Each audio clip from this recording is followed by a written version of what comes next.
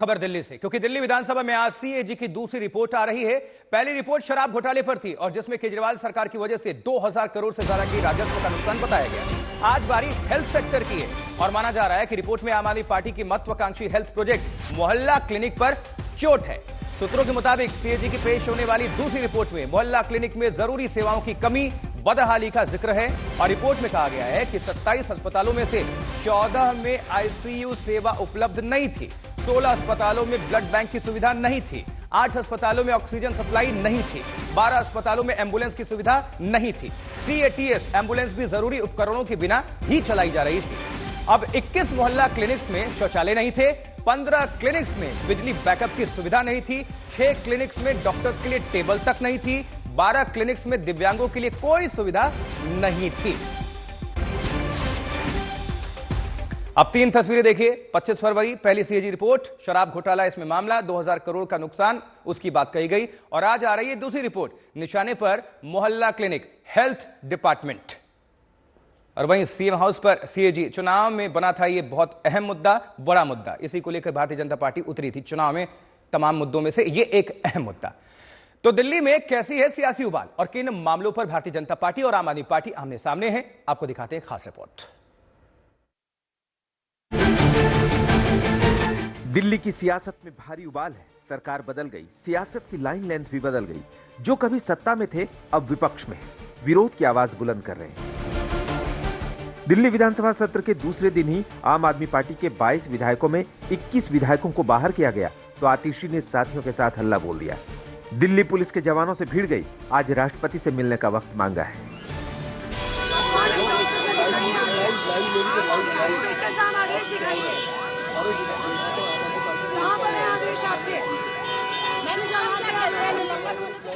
Police वाले इस बात का जवाब दें कि किस आदेश के आधार पर, बिना किसी आदेश के कैसे हमें रोक रहे हैं, कैसे इन्होंने बैरिकेड लगाए हैं।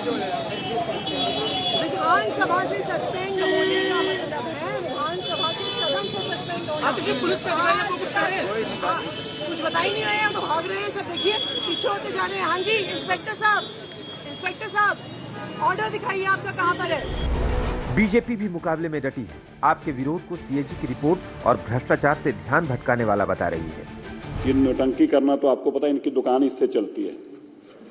अभी सीएम साहिबा ने बताया था किस तरह से भगत सिंह के चेहरे के फोटो के चेहरे के पीछे और बाबा साहब अम्बेडकर के चेहरे के पीछे इस नाम को, शराब के धंधे को छुपाने की कोशिश की जा रही है। आपने जो हमारे संज्ञान में लाए, इस पे हम भी तुरंत कार्रवाई मंत्रालय की तरफ से की जाएगी।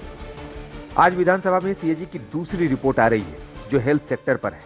निशाने पर मोहल्ला क्लिनिक भी है जिसे आप मॉडल बनाकर पेश करती रहे।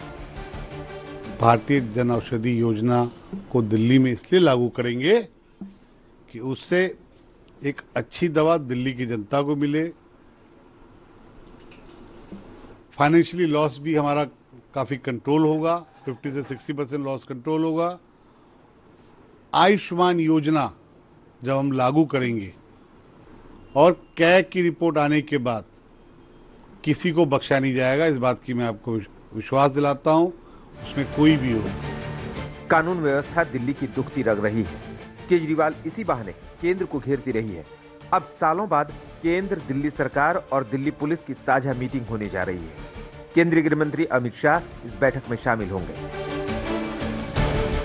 हैरानी तो यह है कि दिल्ली पुलिस केंद्र के पास है, लेकिन केंद्र सरकार केंद्रीय गृह मंत्री के साथ कानून व्यवस्था पर आखिरी बैठक करीब 12 साल पहले 9 जनवरी 2013 को निर्भया कांड को लेकर हुई, जब दिल्ली में शीला दीक्षित की सरकार थी और केंद्रीय गृह मंत्री सुशील कुमार शिंदे थे। दिल्ली से सुशांत मेहरा के साथ आज तक ब्यूरो। तो आज मोहल्ला क्लिनिक पर सीएजी रिपोर्ट पेश होने वाली है। सूत्रों के मुताबिक क्या कुछ है इसके अंदर, नजर डालिए। 2016 से 23 के दौरान पूरा पैसा खर्च करने में नाकाम रहा डीजीएचएस, ये सूत्र बता रहे हैं, और 35.16 करोड़ मिला। खर्च किया सिर्फ 9.68 करोड़, यानी 10 करोड़ से भी कम। 31 मार्च 2017 1000 एएएमसी बनाने का लक्ष्य था, लेकिन 31 मार्च 2023 तक बने सिर्फ 523 एएएमसी, ये सूत्र बता रहे हैं। इस रिपोर्ट में स्टाफ की कमी से 15 दिन से 25 दिनों तक बंद रहे 41 मोहल्ला क्लिनिक और इसी को लेकर आम आदमी पार्टी की सरकार गिनवाती रही अपनी तारीफ की जो उपलब्धियां पूरी रही हैं, लेकिन इसको लेकर बीजेपी घेर रही है। मोहल्ला क्लिनिक में पाई गई बुनियादी उपकरणों की कमी, 70% मरीजों को 1 मिनट से भी कम का कंसल्टेशन। अक्टूबर 2022 से मार्च 2023 की अवधि का आकलन।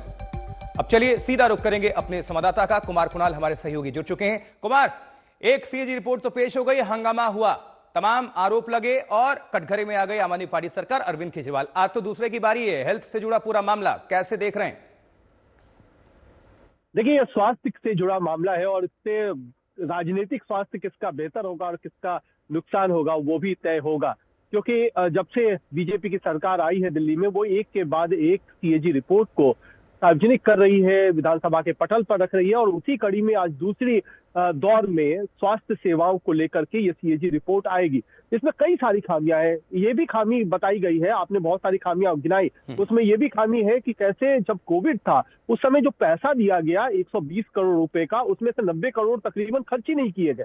यानी कोविड जैसे समय में, जिस समय स्थिति बहुत गंभीर थी, उस समय भी पैसा खर्च नहीं हुआ। इसके अलावा कैसे बहुत लंबा वेटिंग है, अगर कोई अस्पताल में इलाज कराने जाता है सरकारी अस्पताल में, तो उसको 9-9 महीने तक की वेटिंग कैसे करनी पड़ रही है, इसका भी खुलासा होगा। स्वास्थ्य कर्मियों की कमी है, इसके अलावा स्वास्थ्य उपकरणों की कमी है, इन तमाम चीजों का खुलासा है। और आम आदमी मोहल्ला क्लिनिक जो एएमसी हम कहते हैं, उसमें जबरदस्त गड़बड़ियों को लेकर के भी है कि किस तरीके से ना तो दवाई है, ना उपकरण है, ना डॉक्टर है, और ना ही जो मरीजों को समय दिया जा रहा है वो पर्याप्त दिया जा रहा है जिससे उनका ठीक तरीके से इलाज हो जाए। तो बिल्कुल राजनीतिक रस्साकशी भी होगी, राजनीतिक बयानबाजी भी होगी और आरोप प्रत्यारोप का भी दौर। और चूंकि कुणाल, आम आदमी पार्टी शिक्षा और स्वास्थ्य को ही मुद्दा बनाकर चुनाव में आती थी, और खासकर शिक्षा और उसके बाद से ये हेल्थ सेक्टर, मोहल्ला क्लिनिक को दुनिया भर में डंका पीटा गया। लेकिन अगर 9 महीने की अगर सूत्र बता रहे हैं कि वेटिंग रही है, इतने में तो लोग जुगाड़ करके एम्स भी पहुंच जाते थे, फिर मोहल्ला क्लिनिक की जरूरत क्या थी? ये तो तमाम प्रश्न है अपने आप में। बिल्कुल, और स्वास्थ्य सेवाओं का प्राथमिक तौर पर अगर हम बात करें तो मोहल्ला क्लिनिक होता है, लेकिन जो दूसरी जो सेकेंडरी स्वास्थ्य सेवाएं हैं जहां पर लोगों को इलाज करवाना होता है, कई सारे ऐसे अस्पताल हैं जैसे एलएनजेपी है और बाकी भी कई सारे अस्पताल है, उनकी बात है कि अगर वहां पर आपको ऑपरेशन करवाना है तो वहां पर आपको कई महीनों का वेटिंग पीरियड रहेगा।